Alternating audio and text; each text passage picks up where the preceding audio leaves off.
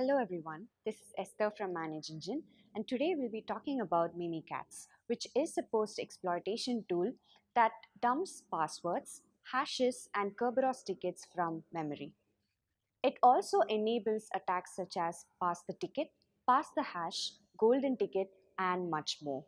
This makes it very easy for attackers to conduct post-exploitation lateral movement throughout the network.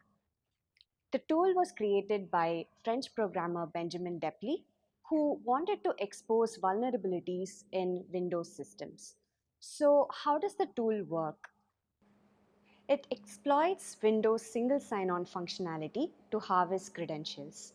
So, up until Windows 10, the feature called WDigest was used to load encrypted passwords to memory along with the secret key to decrypt them. This enabled the tool to exploit this feature and dump memory and harvest credentials from this as well.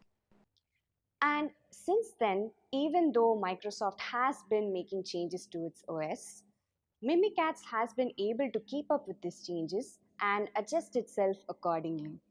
This makes it the perfect threat tool for threat actors who conduct their cyber attacks successfully and are able to bypass endpoint security controls by using Mimikatz. So, how can we defend against Mimikatz?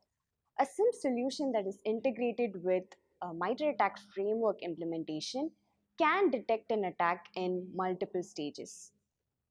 It works on the principle that an attacker who carries out his or her attack performs several tactics and corresponding techniques that help them carry out their attacks successfully.